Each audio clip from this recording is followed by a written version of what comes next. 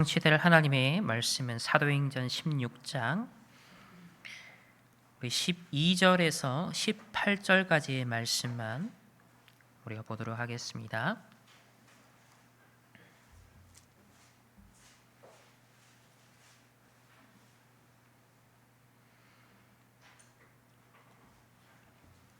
우리 12절부터 18절까지의 말씀 다 같이 함께 합독하시겠습니다.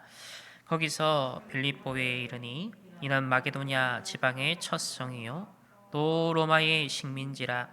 이 성에서 수일을 유하다가 안식일에 우리가 기도할 곳이 있을까 하여 문밖 강가에 나가 거기 앉아서 모인 여자들에게 말하는데, 도아디라 시에 있는 자색옥감 장사로서 하나님을 섬기는 누디아라 하는 한 여자가 말을 듣고 있을 때 주께서 그 마음을 열어 바울의 말을 따르게 하신지라.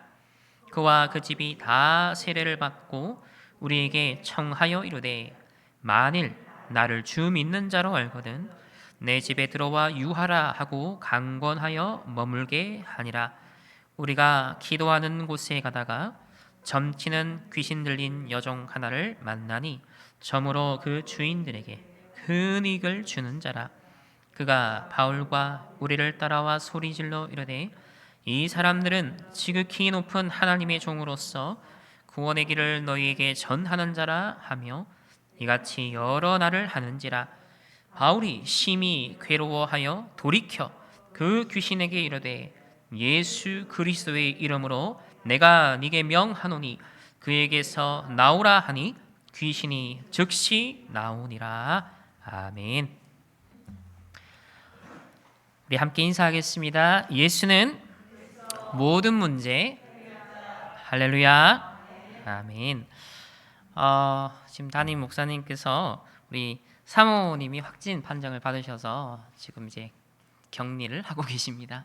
초유의 사태가 벌어졌는데 우리 코로나가 신자 불신자 예외 없이 이렇게 정말 또 스며드는 것을 보면서 이제 위드 코로나 시대가 정말 도래했구나라는 것을 새삼 실감하게 되어집니다. 아무쪼록 어제 제가 이제 강단에 서야 된다는 소식을 듣고 오늘 이제 1시간 반을 자고 제가 왔어요. 렘넌트 예배, 또 우리 주일 강단, 또 오후에 있는 우리 임직자 캠프 준비까지 하다 보니까 딱 1시간 반을 자고 오늘 왔습니다. 그렇지만 보시다시피 저는 굉장히 쌩쌩합니다. 항상 주일에는 하나님이 다른 힘을 주시는 것 같아요.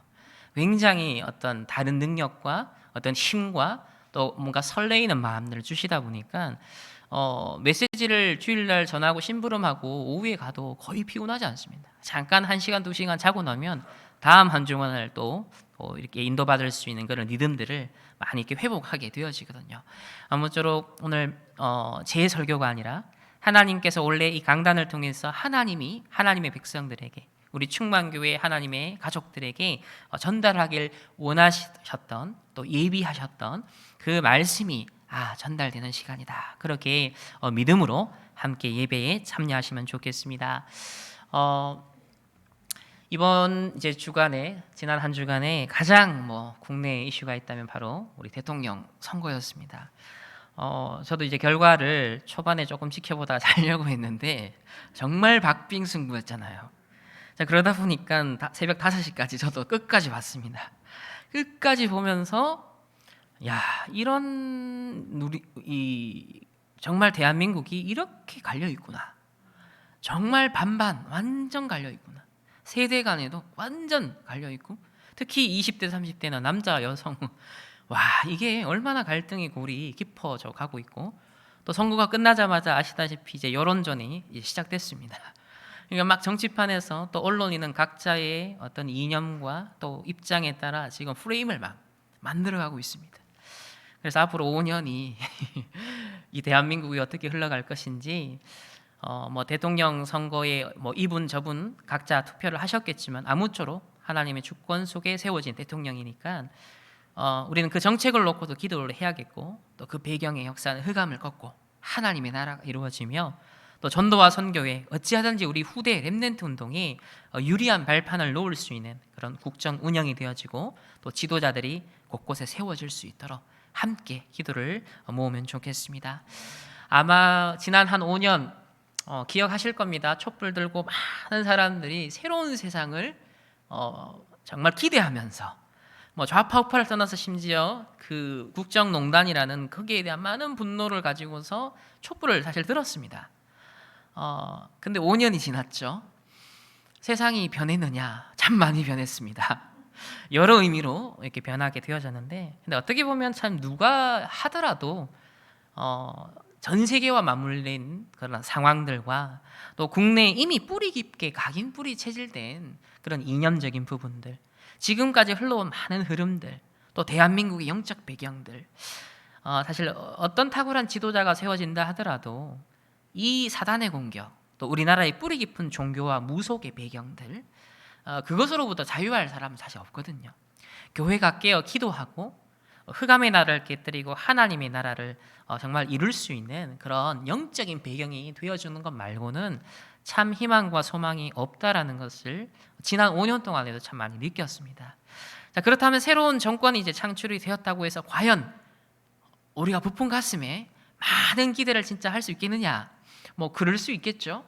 그냥 막상 시간이 1년, 3년, 5년이 지나면서 또 그게 어떻게 될지는 알 수가 없어요. 그래서 우리가 인간에게 세상 정부에 기대할 수 있는 것도 있겠지만 또 세상이 할 수 있는 부분도 있을 겁니다. 근데 지난주 저는 강단 말씀 들으면서 우리 소천하신 이여령 박사님이 생전에 남기신 세상이 할 수 없는 것, 세상이 줄 수 없는 것, 세상에서 구할 수 없는 것을 하나님의 사람들은 구해야 된다.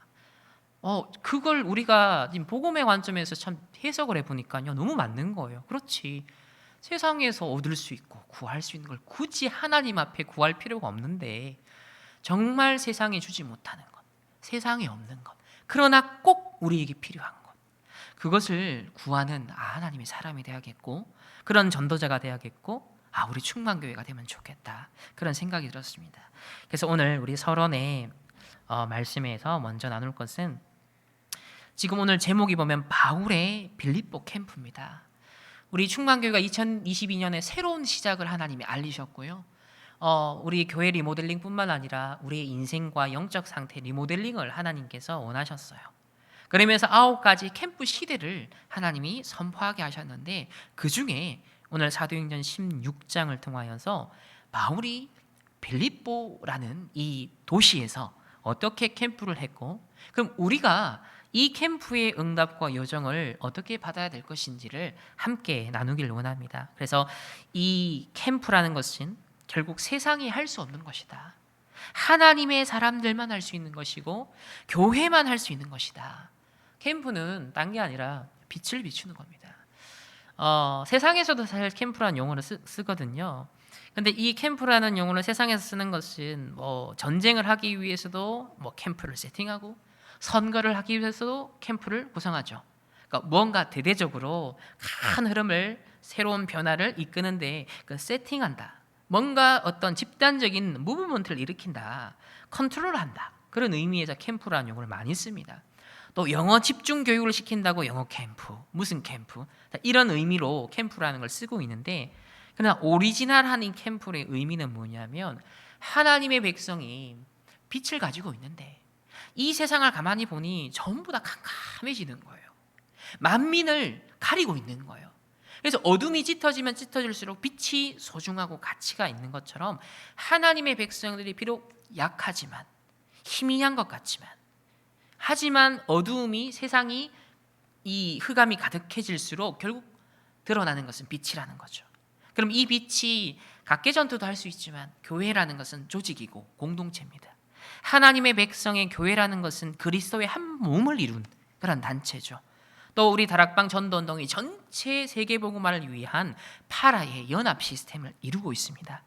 그런 의미에서 나 혼자만 복음을 전하는 것만이 아니라 나 혼자만 기도하는 것도 의미가 있지만, 교회가 전체 연합하고 우리 전 성도들이 마음을 모으고 기도를 모으고 언약의 흐름에 집중한다는 것은, 거기서는 영적 시너지는 다르겠죠. 그런 의미에서 함께 원네스가 되어서 우리가 기도하자, 원네스가 되어서 하나님의 언약의 말씀 따라가보자, 집중해보자. 그게 바로 마가다락방 현장에 모였던 사람들의 중심이었습니다. 그렇게 일어난 우리 초대교회를 통하여서 이스라엘과 로마의 저주와 재앙이 그 핍박 속에서도 서서히 거쳐갔다는 것을 보게 되어지죠. 그래서 세상이 할 수 없는 것, 반드시 교회만 할 수 있는 이 캠프, 빛을 비추는 캠프가 오늘 저와 여러분에게 하나님께서 원하시는 언약의 말씀인데요. 자, 서론의 그 첫 번째로 9가지 캠프 중에 그 첫 번째가 오직 캠프입니다. 이 오직 캠프의 핵심 키워드는 이렇게 말씀하셨죠. 나를 살리는 집중이다. 뭐니 해도 내가 힘이 있어야 남을 도와줄 수 있습니다. 내가 힘이 없으면 사실 나를 살리지 못하면 가족도 자녀도 또 세상 현장도 살릴 수가 없죠. 그건 당연한 이치입니다.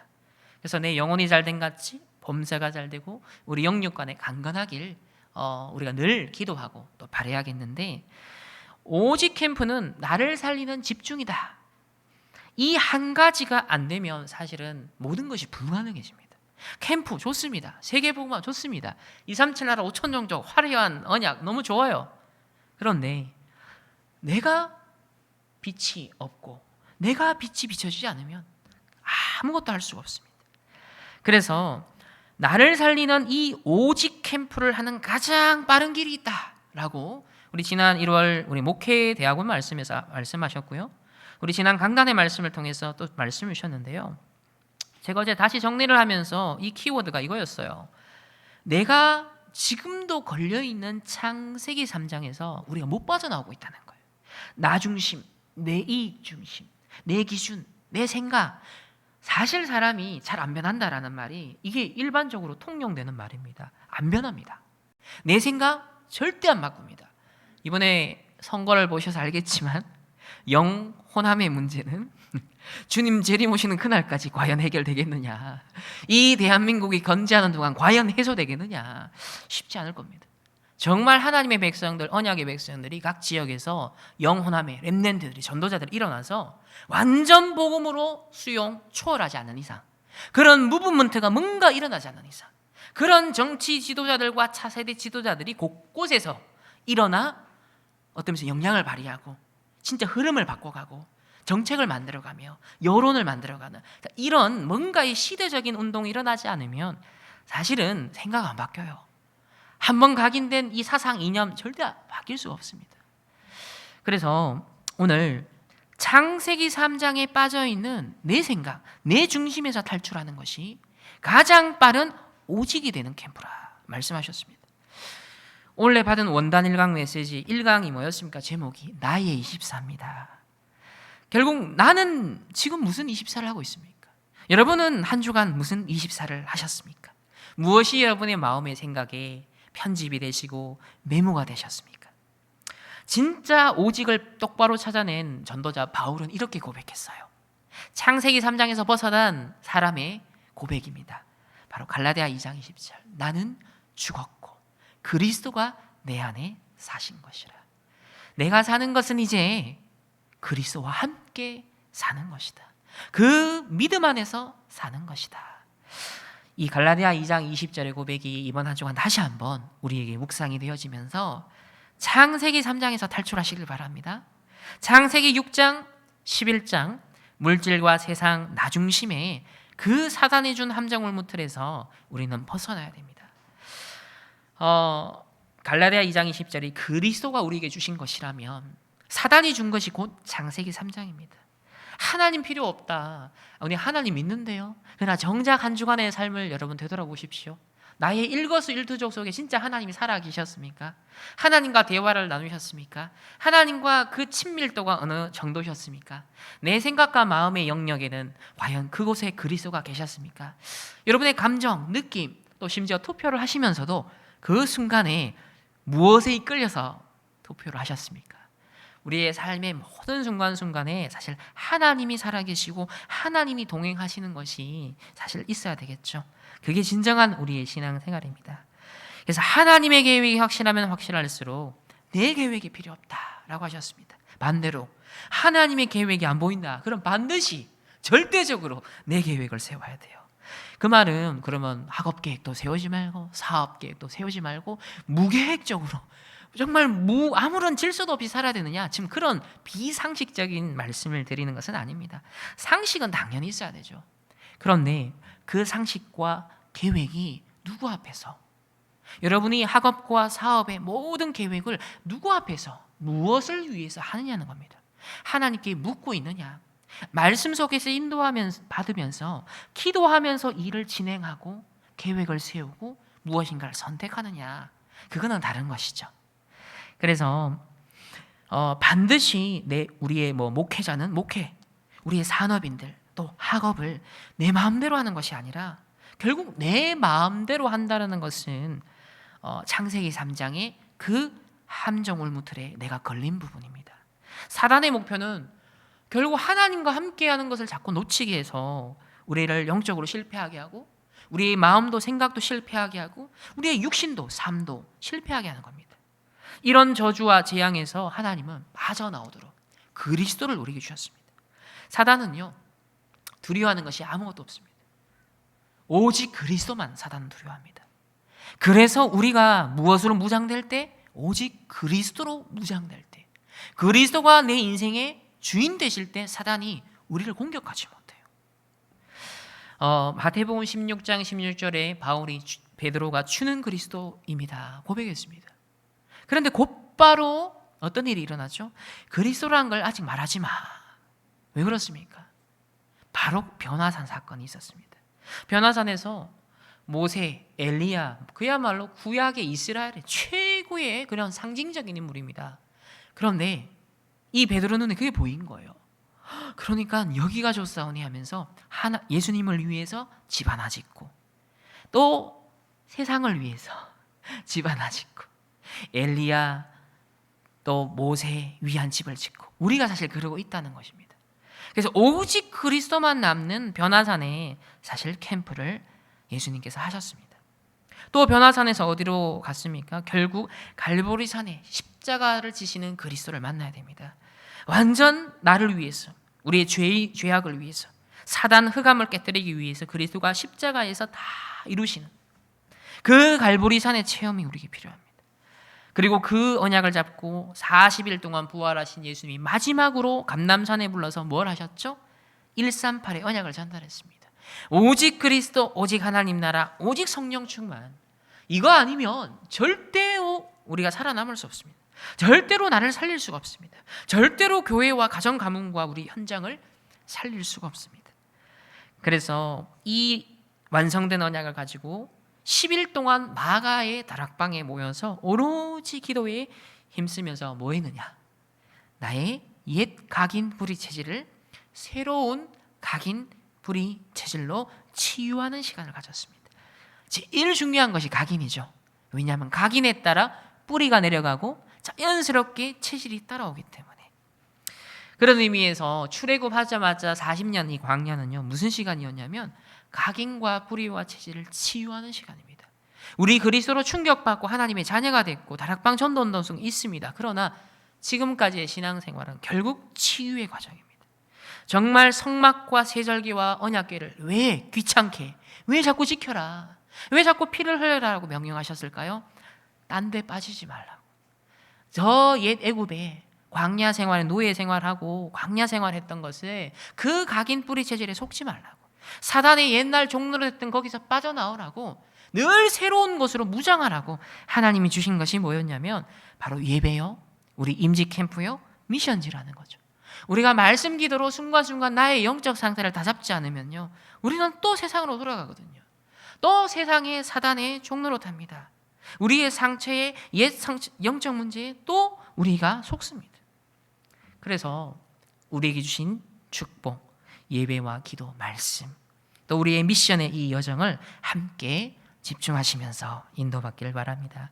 오직 캠프, 나를 살리는 것에 집중하시는 우리 모든 충만교회 성도님들이 되시기를 바랍니다. 이 하나님의 것으로 딱 확신해야 되고요, 내 생각과 마음과 영혼에 이 138의 완성된 정확한 언약이 담겨져야 됩니다. 그래서 우리가 한 주간 기도하십시오. 성삼위 하나님이 나에게 주인으로 또 나에게 오력으로 역사하여 주옵소서. 이 성삼위 하나님과 with 임마누엘 원네스 누리실 수 있는 집중의 시간을, 고요한 시간을, 평안과 감사의 시간을 꼭 누리시기를 예수님의 이름으로 축복합니다.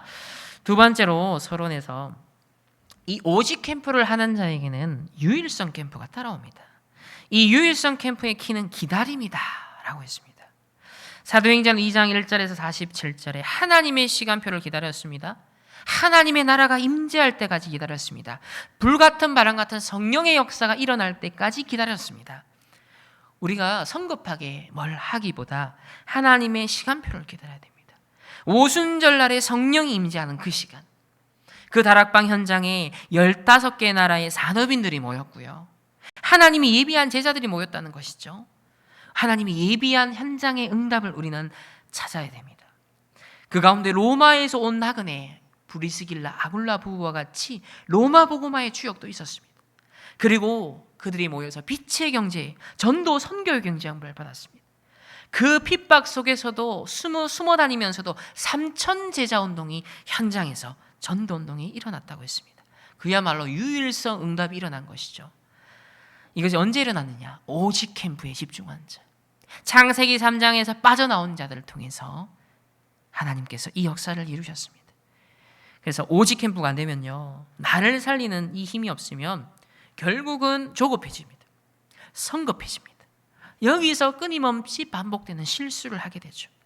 우리는 영적 여유가 있어야 됩니다. 삶에도 여유가 있어야 됩니다. 그래서 호흡을 깊이 해라. 기도와 호흡을 연결해서 꼭 해라. 그 속에서 영육 간의 여유를 찾게 되어집니다. 그러면 선택할 때 달라집니다. 우리가 행동할 때 달라집니다. 이런 오직 캠프 속에, 나를 살리는 것 속에 유일성 캠프에 예비된 응답을 우리가 누려야겠는데, 이번 주간 이렇게 기도해야 됩니다. 하나님, 3가지 초월해, 정말 시공간을 초월하며 정말 하늘 보좌의 축복, 237 나라의 빛을 비추는 이 3초월의 응답을 누리게 하옵소서.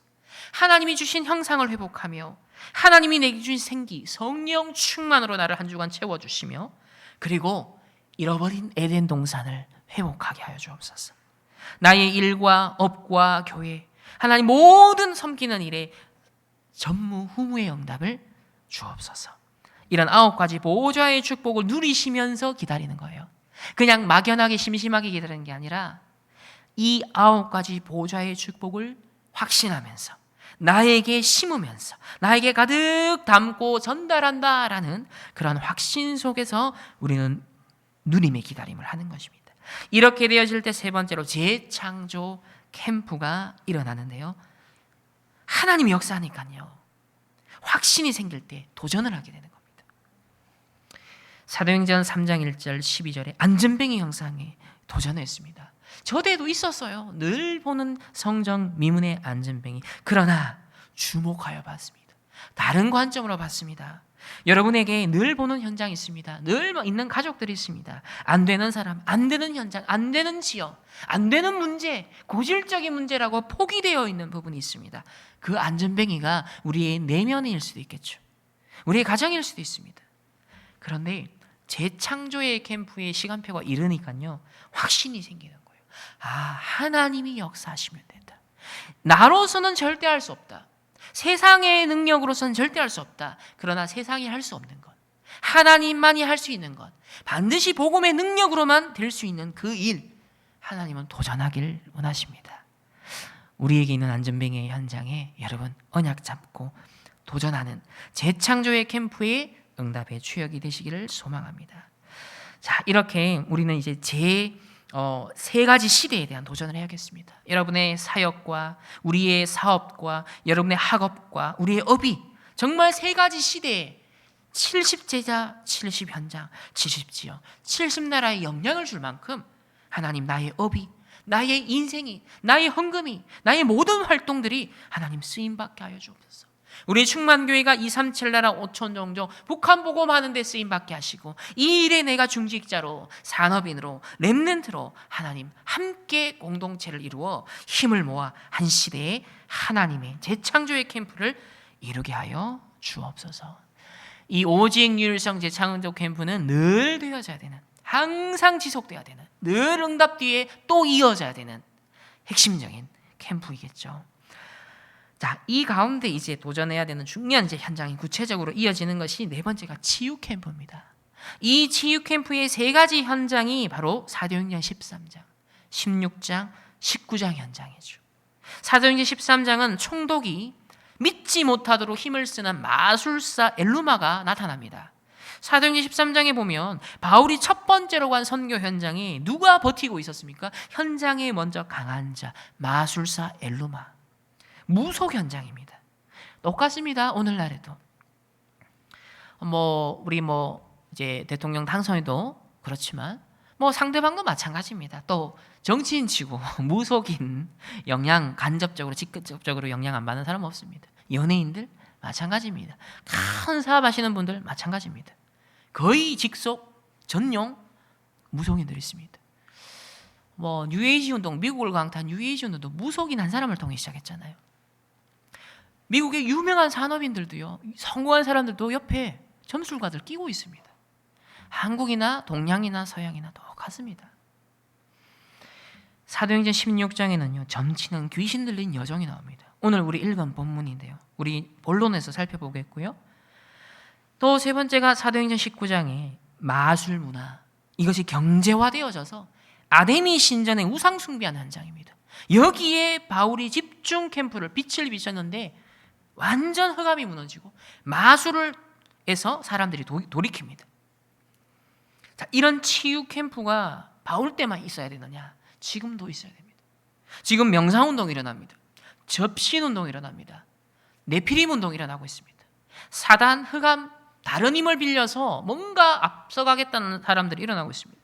심지어 마약, 초월적인 어떤 신비적인 능력들, 신비적인 종교들, 과거의 옛날 고대의 종교들, 이런 걸 뭔가 체험해서 인간의 영성과 잠재력과 창조력을 끌어내겠다라는 사람들이요, 지금 세상에 엘리트들 세계에서는 일어나고 있습니다. 마약을 통해서요, 초월적인 엑스터시 속에 색다른 아이디어를 내고 세상에 임팩트 있게 영향을 주는, 이런 접신운동과 네피림 운동의 후유증 앞으로 어떻게 할 겁니까? 그래서 우리가 무엇을 해야 되느냐? 치유 캠프의 핵심은 묵상운동이다 했습니다. 이런 점술, 무속, 우상, 이 배경에는 접신운동이 있거든요. 이 배경에는 명상운동이 있거든요. 신비운동이 있거든요. 그래서 결국 영적 대결이다. 하나님의 말씀을 묵상하는, 그래서 진짜 것을 가지고 우리가 묵상을 놓친 사이에 3단체가 명상운동으로 이제 대학까지 만들었습니다. 명상운동으로 학과까지 만들었습니다. 명상, 우리 BTS 전 세계 영양주죠. 명상대학 출신입니다. 이승원의 지도를 받은 사람입니다. 3단체의 서포트를 받고 있죠. 그리고 실제로 이제 그 BTS의 우리 멤버 중에, 다락방 멤버 중에 랩넨트가 그 백댄서가 한 명 있거든요. 여기 이제 비밀이에요. 누군지는 비밀인데, 근데 이 친구가 이제 이 BTS가 뜨는 과정을 다 봤잖아요. 어마어마하게 이제 지금 이 친구들이 다른 데 사로잡혀 있대요. 제가 직접 여기서 공적으로 말은 안 하겠지만 앞으로 심각한 문제가 올 거라고 그 친구도 지금 얘기를 했다고 합니다. 앞으로 어떻게 되겠습니까? 마이클 잭슨이 한 달에 한 2번 정도 그런 무속인을 찾아가서 접신 운동을 했다고 하죠. 큰 어떤 점을 치르고 제사를 지냈다고 합니다. 그리고 그의 평생 멘토였던 사람이 바로 하버드대 출신의, 그 의대 출신의 명상운동하는 사람이에요. 그 사람과 평생 동고동락했는데 결국 결과적으로 보면 그 인생이 얼마나 비참했습니까? 스티브 잡스 30년 명상했습니다. 20대 초반부터 죽을 때까지. 근데 영적으로, 정신적으로, 육신도 무너졌잖아요. 많은 혜택과 인류의 발전을 가져왔지만 반대로 오늘날 이 스마트폰 문화 속에 어른할 것 없이 중독이 되어가고 많은 사람들이 무너지고 있고, 그것을 전도 선교를 위한 선용하지 않는다면 우리는 거기에 노예포로 속국이 되어지는 이런 양면성이 있는 시대가 되었습니다. 어쨌든 현장은 치유가 필요한 우리의 묵상운동이 이제 시작되어야겠습니다. 5번째로 서밋 캠프인데요, 여기에도 3가지가 있습니다.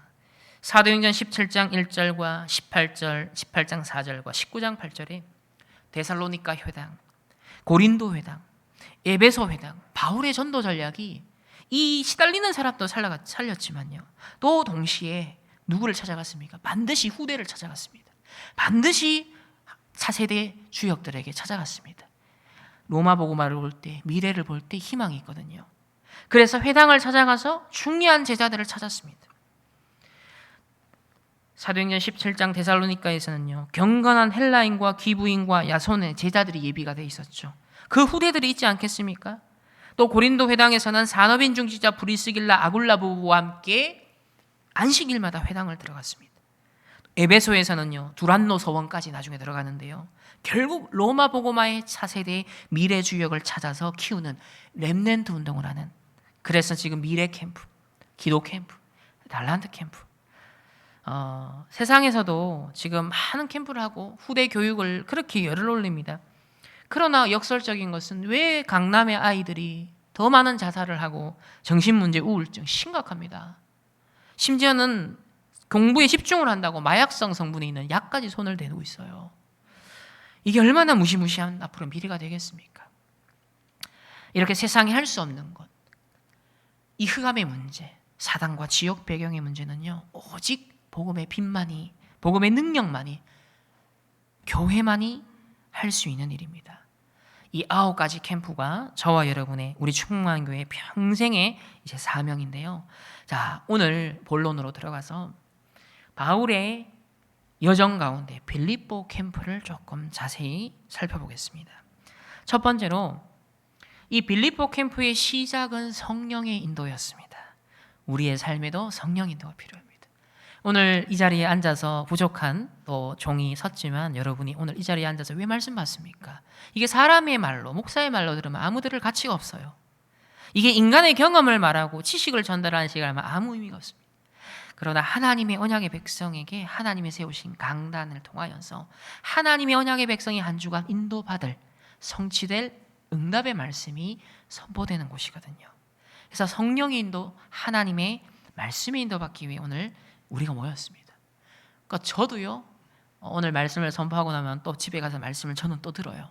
제가 렘넌트 예배 말씀한 걸 또 반드시 듣습니다. 왜냐? 제가 인도받기 위해서. 저를 통해서 하나님이 전달케 하신, 저는 미디어가 됐을 뿐이지 제 메시지는 아니에요. 하나님이 저를 활용해서 하나님이 주신 메시지이기 때문에 제가 인도받아야 되기 때문에 저도 말씀을 청종합니다. 자, 그러면 이 캠프의 시작 성령의 인도는 오직 캠프라고 할 수 있습니다. 결국 나를 살리는 집중이라고 볼 수 있는데요, 창세기 3장을 넘어서는 것이죠. 그 첫 번째로 바울의 전도 계획이 가로막힌 상황이었습니다. 내 뜻대로 안 되는 상황이었던 거예요. 1차 전도 여행지였던 아시아로 바울은 전도하려고 했었습니다. 그래서 2차 전도 여행은 다시 가서 제자들을 양육하려고 했어요. 우리 사도행전 16장 우리 7절 말씀 보면요, 무시아 앞에 이르러 비두니아로 가고자 했으되 예수의 영이 허락하지 않았어요. 근데 만약에 여기에 내 고집, 내 계획, 창세기 3장에 내가 살아있으면 어떻게 되죠? 걸립니다. 하나님 계획이 안 보여요. 내 생각, 내 계획을 고집하겠죠? 그럼 성령인도를 못 받아요. 그런데 오늘 이 막히는 상황에서 바울이 중요한 인도를 받습니다. 성령 인도 받는, 그래서 두 번째로 성령 인도를 받는 전환점을 맞이하는데요, 소위 드로아의 밤이라고 합니다. 여러분에게 이 전환점이 필요한데요, 8절에 보면 무시아를 지나 드로아로 내려갔을 때 뭘 봅니까? 9절에 밤에 환상이 바울에게 보이니, 이게 뭐냐면 하나님이 계시하는 당시의 수단이었습니다. 하나님이 말씀으로 미리 알리신 거죠. 오늘 우리는 이 환상을 볼 필요는 없어요. 말씀을 통해 미리 한 주간의 하나님의 인도함을 우리 듣기 때문에. 그래서 미리 보기의 시간을 가졌는데, 마게도냐 사람 한 사람이 있어서 그에게 청하여 이르되 마게도냐로 건너와서 우리를 도우라 라는 요청이 있었습니다. 말씀을 통해서 하나님이 무엇을 원하시는지를 귀를 기울이는 거죠. 현장에 하나님이 무엇을 필요로 하시는가, 현장에 어떤 문제가 있는가, 어떤 답이 필요한가, 요청을 듣는 겁니다. 그래서 현장을 향한 하나님의 계획에 우리가 귀를 기울이는, 그것을 위한 인도를 받는 전환점이 필요하다는 거죠. 그러나 창세기 3장에 내가 걸려있으면요, 내 생각을 고집하면, 내 경험을 앞세우면, 오직의 캠프가 안 되면 이거 인도를 못 받아요. 여기서 거의 99.9%의 우리의 실수가 일어납니다. 그래서 오직 캠프가 필요한 거예요. 나는 죽고 그리스도가 사는, 나를 살리는 캠프 속에 늘 있어야 되는 것이죠. 여기 보면 이렇게 말합니다. 마게도냐로 건너와서 우리를 도우라. 도우라. 이 원어의 뜻은요, 울음소리를 듣고 달려가다 라는 뜻인데요, 이거는 내 열정, 바울의 열정을 말하지 않습니다. 내가 복음 전해야겠다는 뜨거움을 말하지 않습니다. 그 마게도냐의 현장에 갈급한 부분들을 보는 겁니다. 어떤 빈 것이 있는가를 보라, 그 말입니다. 와서 도우라. 너무 시급한데 도우라. 현장에 갈급한 부분, 필요한 부분, 빈 곳, 빛을 비춰줘야 될 부분, 복음 가진 자만이 헌신해주고 도와줄 수 있는 부분이 무엇인지 여러분의 역할과 정체성을 찾으라는 것입니다. 그래서 본론 1번의 세 번째가 이제 드디어 마게도냐로 새로운 현장으로 인도를 받습니다. 10절에 보면 바울이 그 환상을 보았을 때 우리가 곧 마게도냐로 떠나기를 힘쓰니 이는 하나님이 저 사람들에게 복음을 전하라고 우리를 부르신 줄로 뭐하더라? 인정함이라 그랬습니다. 환상을 통해, 말씀을 통해 하나님의 계획을 미리 확인했습니다. 그러고 난 다음에 여기 보면 똑같이 애쓰는 장면이 나오잖아요. 우리가 여기 보면 마게도냐로 떠나기를 힘쓰니, 여기 앞에 비두니아로 가고자 애쓰되 예수의 영이 허락하지 않는다. 똑같이 애를 썼잖아요. 똑같이 힘을 썼잖아요. 근데 하나는 막혔어요. 그런데요, 창세기 3장의 나를 넘어서 하나님의 인도를 받으니까요, 그 애쓰는 것은 하나님의 계획과 맞아떨어지는 겁니다. 하나님의 계획을 이루는 도전이 되는 것이죠. 그래서 저와 여러분이 하나님의 말씀을 통해 미리 계획을 보고 인도를 받아야 됩니다. 내 고집이 아니라 정확한 계획을 따라 나오는 인도를 한 주간 우리는 받아야겠습니다. 요 인정함이라는 또 원어를 보시면 뜻이 함께 결합시키다, 함께 짜맞추어서 한 몸을 이루다 라는 뜻이에요. 인정하다 라는 말이, 이 말을 재해석하면 이런 뜻이 되겠죠. 하나님의 절대 계획, 이 마게도냐로 인도받게 되어지는 하나님의 절대 계획과 창세기 3장에 있었던 내가 뭐예요? 나는 거기서 빠져나와서 그리스도가 주인된 내가 밀착 관계를 형성하는 겁니다. 그래서 한 몸처럼 완전히 결합된 상태를 말하는 것이죠. 근데 내 고집에 있으면 이 결합이 안 일어나요.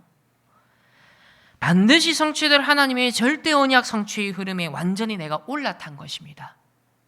내가 아시아라고 해를 썼으면 하나님의 방향과는 반대거든요. 하나님의 흐름 속의 인도함에 내가 맡겨야 됩니다. 나를 내어 맡겨야 됩니다.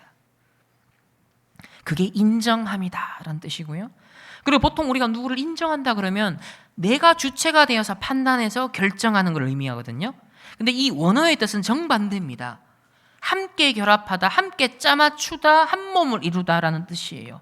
그러니까 어떤 상대가 있는 거예요. 절대적 기준이 있다는 거예요. 내가 거기에 맞춰 짝을 이루어야 되는 대상이 있다는 거예요. 그게 누구죠? 하나님이에요. 하나님의 말씀과 내가 짝을 이루는 것입니다. 균형을 이루는 것입니다. 그게 인정하다라는 뜻이죠. 성삼위 하나님과 완전히 with 임마누엘 원넷으로 결합되는 그런 영적인 연합을 이룬 상태가 인정함이라. 그래서 복음을 전하라고 우리를 부르신 줄로 인정함이라. 오늘 저와 여러분의 충만교회에 하나님이 한시대 다락방 전도운동 속에 부르신 것은 237 나라와 5천 종족과 여러분의 가정 가문과 저 북한 복음화까지 하기 위해서 하나님이 우리 부르신 줄 믿습니다. 여기에 우리의 인정이 내가 인정하는 것이 아닌 하나님의 말씀 속에서 확인되어지는 그런 인정함이 여러분에게 꼭 있으시길 바랍니다.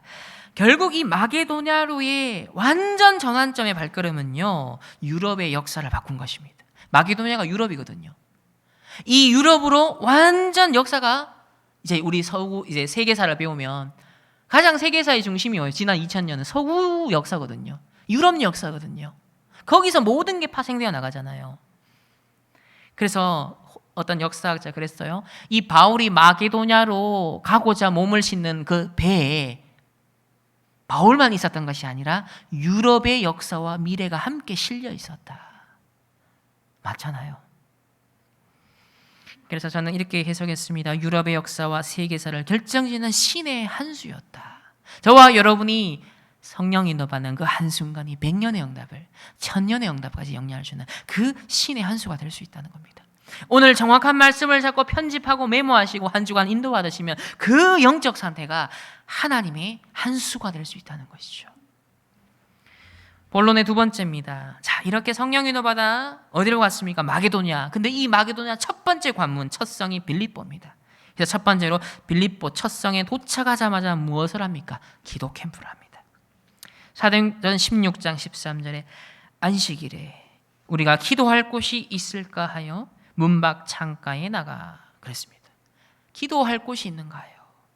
그러니까 마가다락방에 138 언약 잡고 전혀 오로지 기도에 힘써다라는 걸 바울은 재현한 겁니다. 우리가 늘 해야 될 것, 오직을 찾는 시간입니다. 창세기 3장 나를 벗어나서 오직을 찾는 시간, 나를 찾는 시간, 나를 살리는 시간. 그래서 두 번째로 이래 되니까 하나님이 준비하신 만남이 일어나요. 하나님이 준비하신 현장의 응답이 일어나요. 우리 렘넌트에게는 하나님이 준비하신 책과의 만남이 일어나고 자료와의 만남이 일어나고 교수님과의 만남이 일어나고 중요한 정보와의 만남이 일어난다니까요.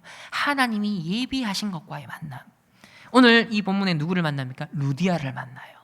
이렇게 예비된 자가 있을 수 있습니까? 14절에 두아디라시에 있는 자색 옷감 장사로, 이 자색 옷감 붉은 비단이거든요. 그 당시에 붉은 비단은 로마의 초엘리트들을 상대하는 사람입니다. 하나님을 섬기는 예비된 루디아 제자가 있었어요. 근데 그 바울의 말을 듣는데요, 바울이 마음문을 연 게 아니에요. 주께서 그 마음을 열어 바울의 말을 따르게 하신지라. 사실 세상에서는 어떻게 하죠? 반대로 합니다. 내가 사람의 마음을 얻기 위해서 참 노력 많이 합니다.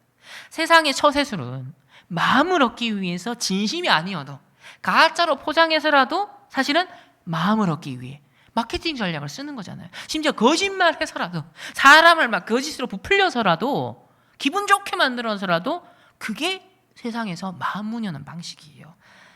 근데 하나님의 뜻과 계획과 역사를 이루는, 시대적 전환점을 이루는 역사는 그렇게 일어나진 않습니다. 주께서 마음 문을 여셔야 됩니다. 주께서 현장의 문을 예비하셔야 됩니다. 주께서 우리 렘넌트 앞으로 가야 될 현장과 직업과 그 응답들, 앞으로 미래는 하나님이 예비하셔야 되는 거죠. 우리 중직자와 산업인들, 여러분의 남은 인생의 여정, 하나님이 예비한 것을 따라가야 됩니다. 하나님이 예비하신 것엔 우리 미래에 대한 많은 막연한 어떤 불안과 두려움이 있습니다. 하나님이 예비한 것이 있음을 확신하시길 바랍니다. 하나님의 사람은 하나님이 책임지십니다. 이 예비된 사명자 루디아는 결국 이 빌립보에서 중직자 산업인이 되어지죠. 세 번째는요, 이 본론 두 번째, 세 번째입니다. 결국 이 루디아 집을 중심으로 빌립보에 교회가 세워집니다. 현장 교회, 전도 시스템이 세워지는 것입니다. 우리가 전도하기 이전에 그래서 시스템 준비를 하라. 여러분의 집이 말씀과 기도 운동의 현장 되길 바랍니다. 여러분의 업의 현장이 지교의 현장, 기도의 바수꾼의 플랫폼의 현장이 되길 바랍니다. 16장 5절에 보면 그와 그 집이 다 세례를 받고 나를 주 믿는 자로 알거든 내 집에 들어와 유하라 할 만큼 완전 오픈 마인드입니다. 오늘날 가면 갈수록 사람들은 우리 집 이것만 챙깁니다. 그러나 하나님이 원하시는 것은 미션 홈입니다.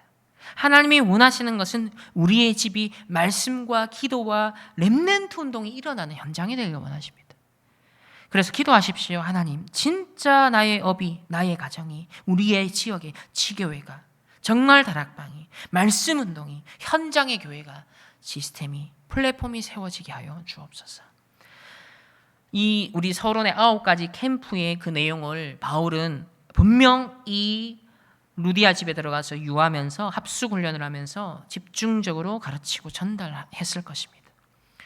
그래서 두 번 다시 오지 않더라도 이 루디아를 중심으로 하여서 이 빌립보 교회가 든든히 서가게 되어졌던 것이죠.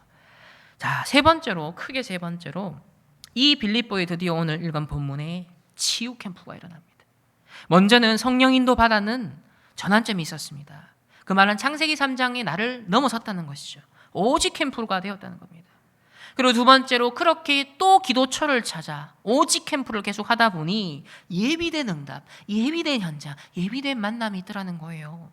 그래서 교회가 세워지고 현장의 플랫폼과 시스템이 딱 생기니까 드디어 가장 갈급한 곳, 가장 현장에 문제가 되는 곳이 하나님이 보여지는 겁니다. 자, 첫 번째 뭡니까? 점치는 귀신 들린 여종을 만납니다. 이 점치는 귀신 들린 여종은요, 16절에 보면 우리가 기도하는 곳에 가다가 점치는 귀신 들린 여종 하나를 만나니 그 점으로 그 주인에게 말하고 하지 않고 그 주인들에게 뭐예요? 집단 카르텔이 형성된 겁니다. 집단적으로 이익을 취하고 이 귀신 들린 여종을 착취하는 흑암 경제가 형성된 것이죠. 이 현장에 바울은 괴로웠습니다. 전도자의 눈물이 있었습니다. 17절에 보면 두 번째로 갈급하게 시달리는 그 영혼을 본 거예요. 그가 바울과 우리를 따라와 소리 질러 이르되 이 사람들은 지극히 높은 하나님의 종으로서 구원의 길을 너희에게 전하는 자라. 어떤 면에서는 이 구원의 길이 내게 필요하다라는 영혼의 울림이지 않았을까요? 어떤 면에서는 여러분 현장에 귀찮게 하고 짜증나게 하고 뭔가 문제를 일으키는 사람이 자칫 잘못하면 우리는 속을 수 있어요. 아, 저 사람 왜 저래? 근데 알고 보면요, 영적 사실은 저 사람이 시달리고 있다. 나 좀 살려달라. 여러분, 갈구는 사람이 있습니까? 직장에 랩런트들. 시달리는 건 증거입니다. 나 좀 살려달라라는 신호입니다. 그래서 여러분 힘이 있어야 되는 거예요. 그걸 복음 안에서 해석할 수 있는 힘이 있어야 됩니다. 점치는 귀신 들린 여종, 완전 주인들에게 잡혀가지고요, 완전 착취를 당하고 있는 현장입니다. 이 영혼이 얼마나 불쌍했을까요? 갈급하게 시달리는 사람을 해방시킵니다. 그래서 세 번째로 예수 그리스도의 이름의 권세를 사용합니다. 내게 있는 것으로 내게 주노니, 베드로가 한 것처럼 바울에게 있는 것, 우리에게 있는 것을 사용하십니다. 예수 이름의 권세. 우리 함께 고백합시다. 예수 그리스도 이름으로 명하노니 나와 우리 가정의 역사하는 더럽고 악한 모든 흑암의 역사들은 예수 그리스도 이름으로 결박받고 떠나갈지어다. 여러분의 일터에서, 산업 현장에서, 모든 만남에서 굳이 말을 안 해도요, 반드시 먼저 강한 자를 결박하시길 바랍니다. 우리에게 있는 이름의 권세, 영적인 지각 변동이 반드시 일어납니다. 오늘 18절에 보면 이같이 여러 날을 하는지라 바울이 심히 괴로워하여, 전도자가 이제 들끓는 시간표가 온 거예요. 그 귀신에게 이르되 예수 그리스도 이름으로 내가 내게 명하노니 그에게서 나오라 하니 즉시 귀신이 나오니라. 기도에는 두 가지가 있습니다. 구하는 기도와 명하는 기도, 신분 기도, 권세 기도. 우리가 신분을 누려야 됩니다. 하나님 구원받은 것 감사합니다. 하나님 자녀된 것 감사합니다. 하나님 나를 인도하옵소서. 신분 기도입니다. 권세 기도가 있습니다. 바로 흑암을 꺾는 겁니다. 예수 이름으로 사단을 결박하는 겁니다. 여러 각한 생각, 마음을 결박하는 겁니다. 예수님은 바울과 또 제자들과 동행하시면서 가르치시고 보여주신 모범의 사용 그거밖에 없어요. 권세 사용하는 거. 너희들이 누군지 신분을 알리고 사명을 전달하고 권세 사용해라. 가는 곳곳마다 치유하고 흑암 꺾고라. 복음 전하라. 그거밖에 안 보여주셨습니다. 오늘 이번 한 주간 영적 세계를 정말 움직이시는 보호자의 축복을 충만하게 24 누리시는 우리 모든 충만교회 권속들 되시고, 비대면으로 함께 예배드리는 우리 모든 성도님들도 더욱 갑절로 시공간 초월해 이 보좌의 축복을 누리시길 예수님의 이름으로 축복합니다. 왜 오직 그리스도입니까? 왜 그리스도 이름 앞에 결박받습니까? 그리스도만이 창세기 3장, 6장, 11장을 해결할 수 있는 참된 선지자요, 참된 제사장이요, 만왕의 왕이시기 때문입니다. 결론입니다. 이렇게 복음을 전하고 큰 역사가 일어났는데 현장에 이 점술 경제로 이득을 보는 자들이 뭐합니까? 19절에 여종의 주인들은 자기 수익에 소망이 끊어진 것을 보고 바울과 실라를 붙잡아. 이게 세상입니다. 그런데요, 복음 전하다가 감옥에 갇혔는데 오직 캠프가 되고 유일성 캠프가 되고 재창조 캠프가 늘 되니까요, 불신앙을 안 했어요. 낙심하지 않았습니다. 혹 여러분이 복음 전하다가 핍박받을 수 있습니다. 세상에서 손가락질 당할 수도 있습니다. 물론 상식이 없어서 무시당하면 안 되겠죠. 여러분이 상식이 있어야 됩니다. 하지만 그 상식을 넘어서는 영적인 비밀이 있어야겠죠. 그러다가 복음을 정말 전하다가 핍박을 받는다. 복음 때문에 순수하게 핍박받는다. 낙심하지 마시길 바랍니다. 하늘의 상급이 큼이니라. 문제 속에서도 하나님의 계획을 찾아갔던 바울팀, 끝까지 성령 인도 받은 모습을 보여줍니다. 응답 뒤에도 끝까지 성령 인도. 첫 번째로, 결론의 첫 번째가 기도와 찬양 캠프입니다. 25절에 보면요, 감옥에서 한밤중에 바울과 실라가 기도하고 하나님을 찬송하며 했습니다. 죄수들이 듣더라 그랬습니다. 완전 캠프 현장, 절호의 기회로 삼았습니다. 바울이 할 수 있는 유일한 이 현장에서의 캠프, 찬송하고 기도하는데 들을 수밖에 없잖아요. 보호자의 축복을 먼저 누리고 현장에 전달된 것입니다. 여러분이 누리는 보호자의 축복이 현장에 전달되는 것입니다. 이번 한 주간 이 보호자 기도 24 그리고 찬양을 많이 하시길 바랍니다. 입으로도 고백하시고 가사도 묵상하시고 찬송과 가사를 한번 보세요. 크로스비 찬송 가사를 한번 쭉 읽어보세요. 이번에 우리 선교대회 찬양 주제곡 나왔습니다. 또 우리 WRC 렘넌트 대회 주제가가 렘넌트 24입니다. 한번 가사만 한번 쭉 보세요. 기도입니다. 어마어마한 찬양이 묵상이 되고 우리에게 편집이 됩니다. 보호자의 축복이 맙니다. 혹 외롭고 쓸쓸합니까? 낙심되십니까? 하나님 찬양하시고 하나님 찬양 들으세요. 저도 우울한 감정이 들 때 찬양을 듣습니다. 또 찬양은 특별히 멜로디가 있잖아요. 감성적인 영향을 우리에게 자극하거든요.